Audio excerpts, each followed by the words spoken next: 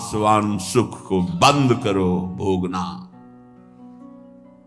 अलम विषय वार्तया नरक कोटि बीभत्सया, बंद करो ये विषय वार्ता का चिंतन कथन श्रवण, ये कोटि नरकों जैसा भय प्रदान करने वाला है। अभी तुम्हें समझ में नहीं आ रहा।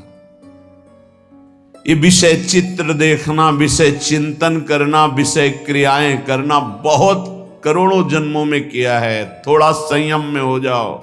मानव जीवन की दिव्यता, आनंद की दिव्यता, उसका अनुभव करो, परमात्म तत्व का अनुभव करो, नहीं पछताओगे। यहां से कुछ नहीं जाना। कह रहे हैं अलम छई सुखा प्रदैर युवती पुत्रादिकैर। ये बहुत बड़ा आकर्षण है हर हृदय में काम का। विपरीत शरीरों को भोगने की प्रबल इच्छा, यही हमारी दुर्गति कराती चली आई है। इसी का आकर्षण रोकना है। यदि हृदय में ये आकर्षण बना रहा, काम सुख के भोग के लिए विपरीत शरीरों के आकर्षण, शरीरों को भोग करके आनंद की अनुभूति करने की इच्छा, ये दुर्गति करा देती है। दुर्गति ये ऐसा दलदल है, इस दलदल में प्रथम बार जब से उतरे आज तक नहीं निकल पाए। धसता ही चला गया जो इस काम भोग रूपी दलदल में गिरा। इसलिए कह रहे अलम क्षयम सुख, नाशवान चिंता शोक प्रदान करने वाले इस सुखाकर्षण से बचो। जो शरीराकर्षण, इससे बचो, नष्ट हो जाओगे। तुम्हारे जीवनी शक्ति एक सीमित है।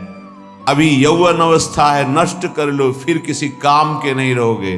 ना भगवत चिंतन ना शरीर चिंतन का रह जाएगा। केवल शोक चिंतन, चिंता, भय और केवल नाना प्रकार की भयावह कल्पनाएं। बस संयम से नहीं चलोगे, धर्म से नहीं चलोगे तो कोई सुख तुम्हें कभी सुख प्रदान ही नहीं कर पाएगा। धर्मात्मा पुरुष धर्म पूर्वक जब सुख का सेवन करता है तो सुख उसे विरति प्रदान करता है, वैराग्य प्रदान करता है, फिर वो अनुराग के मार्ग में चल पाता है।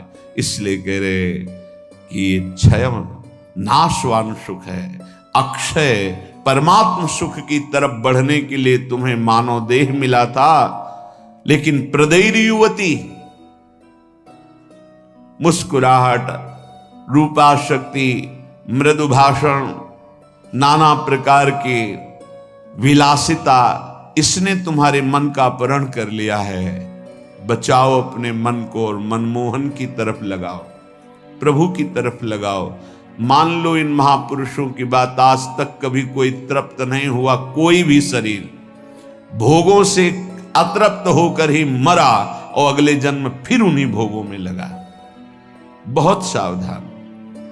यदि बात समझ में आ जाएगी तो निहाल हो जाओगे, नहीं समझ में आएगी तो कभी पछताओगे इस बात को सोचकर। ये महापुरुषों के वचन है। धर्म पूर्वक भजन करते हुए यदि भोगों का सेवन करोगे तो वैराग्य हो जाएगा और भगवान के चरणों में अनुराग के मार्ग में चल पड़ोगे, गृहस्थ हो या विरक्त।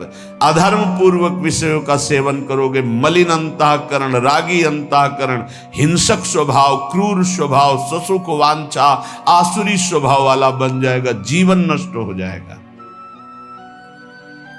श्रीपाद कह रहे हैं वित्तादिकैर, धन के द्वारा भोगों को संग्रह करके भोगने की इच्छा, ये महान पापाचरण कराती है। अवस्था हो गई है भोग त्याग कर भजन करने की, फिर भी रुपए के बल से भोग भोगने की प्रबल आकांक्षा, खरीद के भोगेंगे। भोग लो, पैसा है अभी, पुण्य के द्वारा, पूर्व पुण्य के द्वारा तुम्हारे पास जो श्री है, लक्ष्मी है, उसका दुरुपयोग कर लो। दुरुपयोग, 4 भूखों को भोजन पवा देते उसी पैसे से तो तुम्हारी सदगति का कारण बनता। लेकिन 4 भूखों से पैसे छीन कर अपनी वासना की पूर्ति में लगा दिया, वो तुम्हारे सर्वनाश का कारण बन जाएगी। किसी को भी बाहुल्यता भोगों की मिलती, संपत्ति की मिलती तो उसके भोग के लिए नहीं, समाज सेवा के लिए मिलती है। तुम्हारा जितना खर्चा है कम से कम खर्चा करके काम चलाओ, और तुम्हारे पास जो अधिक संपत्ति है वो दूसरों की सेवा में लगाओ, बीमार की सेवा में लगाओ, असहाय की सेवा में लगाओ, भूखों की सेवा में लगाओ, पशु पक्षियों की सेवा में लगाओ, तो धर्म बन जाएगा। और ये धर्मो रक्षति रक्षिता, ये दुर्गति से तुम्हारे धर्म रक्षा कर लेगा। लेकिन जिनके पास धन बढ़ता है उनके पास दोष बढ़ जाता है।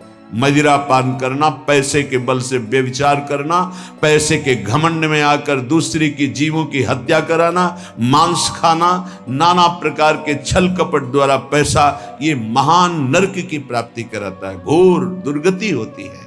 इसलिए कह रहे वित्तादि बचो, बचो, अधर्म के धन से बचो। ये बहुत प्यारा दिखाई देता है लेकिन तुम्हारा सर्वनाश कर देगा।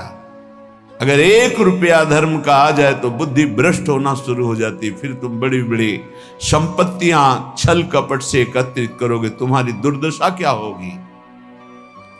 श्रीपाद कह रहे विमुक्ति कथप याप्यलम मम नमो विकुंठ श्रेय। जो ऐसे आचरण करते हैं मुक्ति की चर्चा उनके लिए बेकार है। ममता रत सन ज्ञान कहानी, अति लोभी सन विरति बखानी, कामी समझिम हरि कथा, ऊसर बीज बय फल दशा। जैसे ऊसर भूमि में बीज फेंक दो बेकार चला जाएगा, ऐसे कामी पुरुष से भगवान के अनुराग की बात करो, ममता रत से ज्ञान की बातें करो, लोभी से वैराग्य की बातें करो, बोले सब बेकार हो जाती है। इसलिए बेकार हो जाती है कि उनके हृदय में इतनी मलिनता है को समझ ही नहीं पाएंगे। श्रीपाद कह रहे यद्यपि हम चर्चा कर रहे हैं कि अलम छई सुख प्रदैर युवती पुत्र वित्तादिकैर, पर फिर भी ये चर्चा बेकार है, क्योंकि ऐसे भोगी पुरुषों को चर्चा विमुक्ति की, मोक्ष की, परमार्थ पथ की समझ में ही नहीं आएगी। फिर भी हमारी प्रार्थना है कि आप समझने की चेष्टा करें। ये तुम्हारी संपत्ति, ऐश्वर्य, पुत्र, वित्त, स्त्री, परिवार, संबंधी, ये सब एक दिन तुम्हें छोड़ देंगे। तुम्हें अकेला यहां से जाना होगा। तुम्हारे पाप कमाए हुए और पुण्य कमाए हुए वही दोनों साथ जाएंगे। और यदि भजन कर लिया तो पाप पुण्य दोनों को विध्वंस करके वो भगवत प्राप्ति करा देंगे। शुभ अशुभ दुर्ग विध्वंस बल तब जयति जयति जग उच्चरे।